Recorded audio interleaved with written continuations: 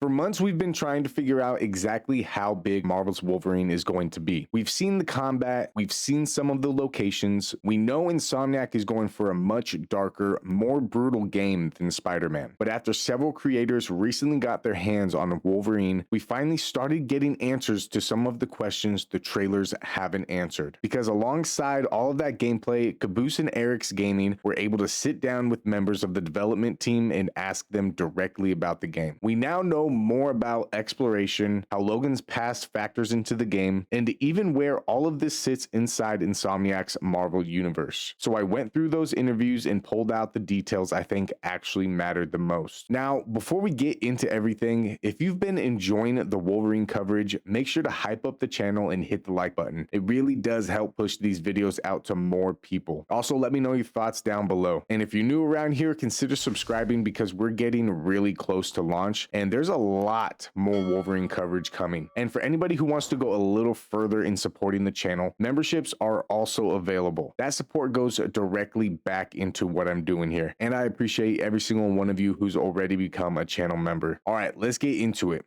One of the biggest questions surrounding Marvel's Wolverine has been how much freedom we're actually going to have. Spider-Man is obviously built around these huge open world maps where you can spend hours swinging around New York. Wolverine just doesn't seem right for that kind of setting. And based on what the developers are saying, it sounds like we shouldn't expect one giant open world where Logan can just wander around forever. But that also does not mean this is some straight line game where you move from one fight to the next with nothing else to do. There are going to be areas where you can break away from the main path and explore, and there are actual reasons to do it. You can find materials used for unlocking suits. There are whiskey bottles connected to Wolverine's progression in history. There are nightmare doors scattered throughout the game, and there are also different challenge activities built around things like combat, stealth, and traversal. So while this is still a very clearly narrative-driven linear type of game, Insomniac has put optional content around that story. So there's sections of the game that have a slightly wider setup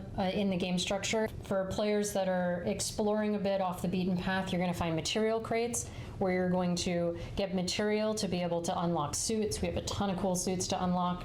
You're also going to be able to find whiskey bottles, which whiskey bottles are going to help lead into your progression unlocks and also give you a little bit of like narrative taste if you want to, some tidbits if you want to dig into that.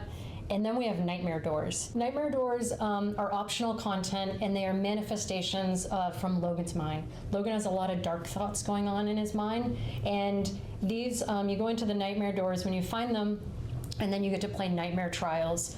These nightmare trials could range from traversal, they could be combat setups, and are there stealth ones as well? There's stealth ones. I don't want to spoil anything for you. No worries. There's a lot of nightmare doors to find. If the environments are large enough to reward exploring them, and there's actually meaningful stuff hidden inside those spaces, I'd rather have that than a giant map filled with things that are only there to keep you busy. The nightmare doors are a very interesting part of that system because they're not just another collectible. They connect directly to Logan himself, and we'll get deeper into that later, but exploration is also tied into another thing that developers confirm.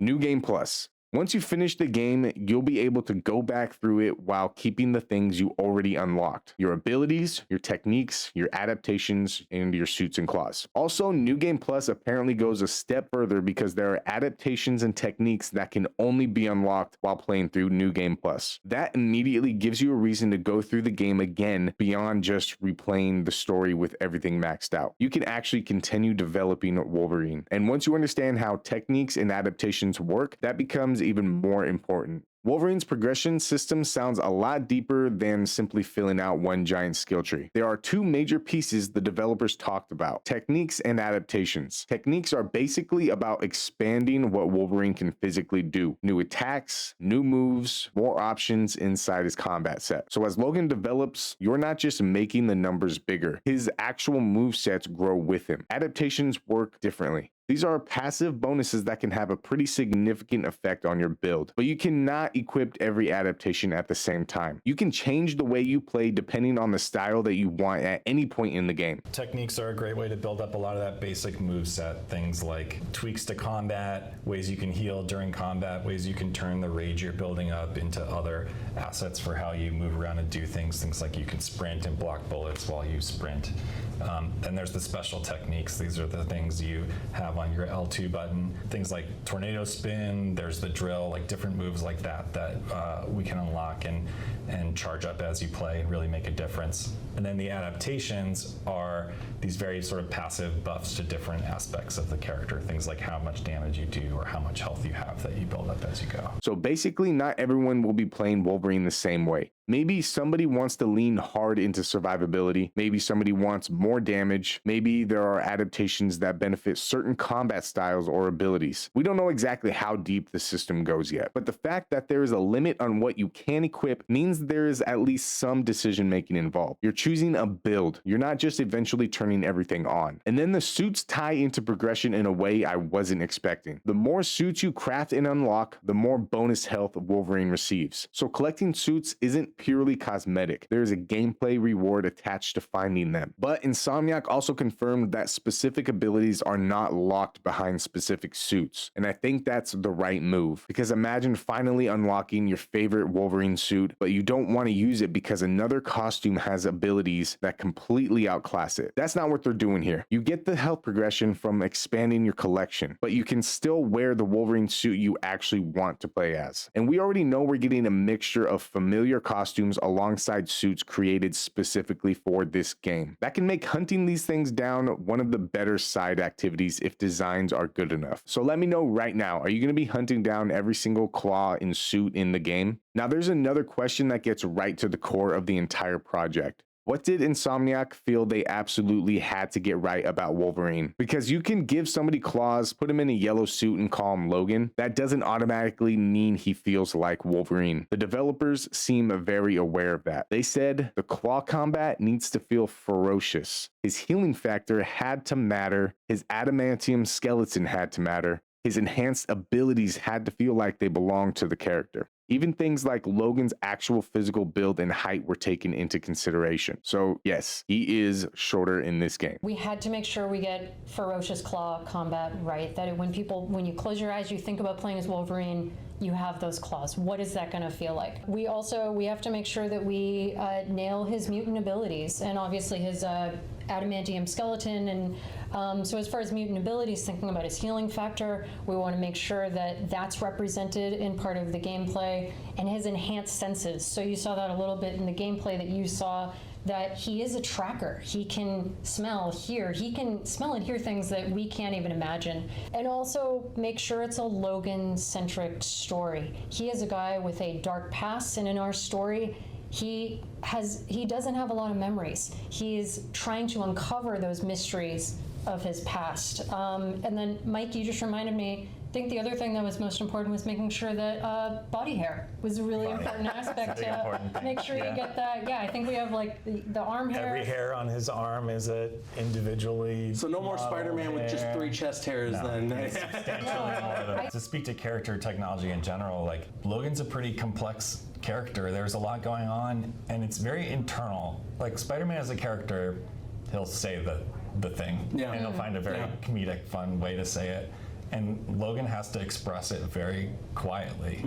And so we put a lot of work into making sure his face can be expressive in the right way, and as Liam acted it, that we brought it to the game in the right way. And I think it really comes across in some of the cinematics. So I'm really excited for players to see more of that. And when you go back through the gameplay, we've already seen a lot of those priorities make sense. Taking brutal punishment is part of the Wolverine fantasy. His healing factor lets the developers build around that. His skeleton lets him build around that. And the combat can be far more aggressive because Logan is a character who can afford to put himself directly into danger. That's why I keep coming back to the fact that Insomniac doesn't appear to be making a Spider-Man with claws. The mechanics themselves are built around a completely different kind of superhero. Then we get into the story, and this might explain why those nightmare doors exist in the first place. Wolverine's history has always been messy. He's been experimented on. That led into missing memories, such as memories from the Weapon X program, some of his history with Team X, and people from his past that he doesn't completely remember. That gives Insomniac a perfect way to make discovering Logan's history part of the game instead of just dumping all of it on us through the cutscenes. Walt Williams talked about wanting to tell an original story while still pulling from the things Wolverine fans recognize. And Logan himself doesn't necessarily know everything about his own past. That opens up really cool possibilities. We might be piecing together parts of Logan's past at the same time he is. The nightmare doors appear to deal with repressed memories. The whiskey bottles can lead us towards pieces of his history. Team X is part of that history, so collectibles and optional areas aren't completely separated from the narrative. Some of them are actually helping tell it. That can make exploring these environments much more meaningful. Finding something isn't just cool, 1 out of 25. It could actually give context to who Logan used to be, what happened to him, or why certain people and places affect him the way they do. And with Wolverine, that kind of storytelling makes perfect sense. He's a character with more than enough history to build an entire mystery around.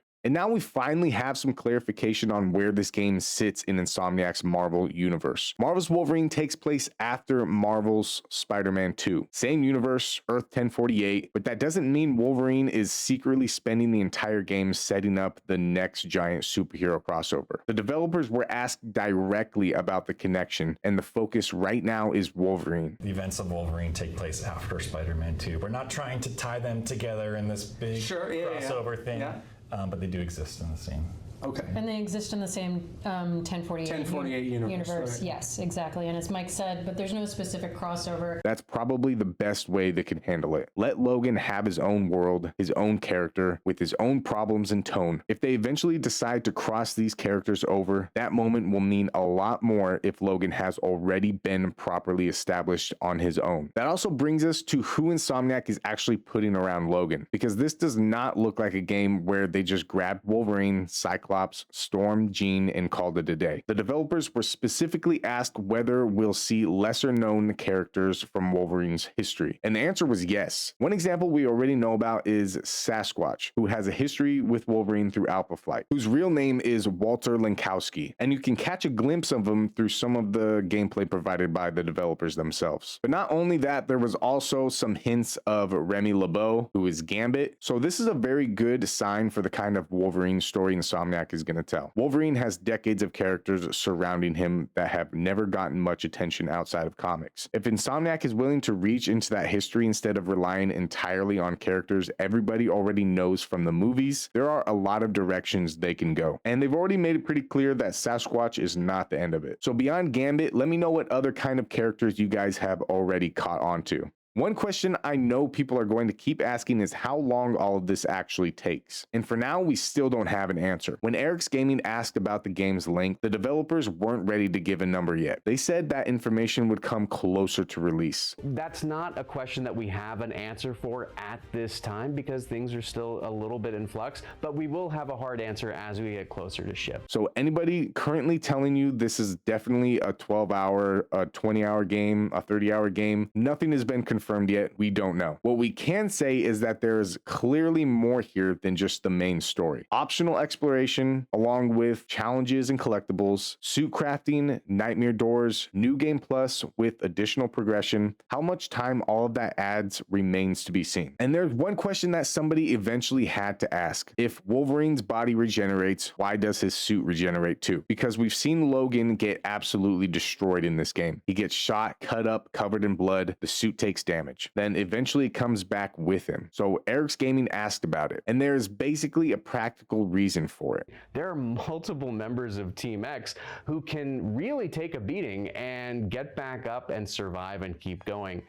If Essex just sent these people out into the field without some kind of special uniform, you're absolutely right. They'd be halfway through a mission and suddenly you have mutants walking around the middle of the street in the buff. And, you know, that's not really great for the optics when you're fighting for, you know, the liberation and protection of mutants everywhere. People might start to second guess what you're really out there for. But I guarantee when you get into the game and you're able to experience the whole thing, that narrative reason will become very clear very early on. Because otherwise, every time Wolverine got into a serious fight, Insomniac would have to figure out what to do with the naked Logan for the rest of the mission, which would definitely be a different kind of Wolverine game. And I know you're gonna say it, but in Origins, the suit didn't regenerate. Yeah, it did. It absolutely did. So yeah, Logan heals, the suit heals, everybody wins. Let's move on. Now, the more information we get about Marvel's Wolverine, the clearer this game is starting to become. This isn't just a brutal action game built around claws. There are actual build choices, optional exploration, a progression system that continues in New Game Plus. Logan's memories are being worked directly into how we discover his story. They're digging into characters and history outside of the obvious X-Men choices. And before you say it, but there's no X-Men in this game. There's no X-Men yet.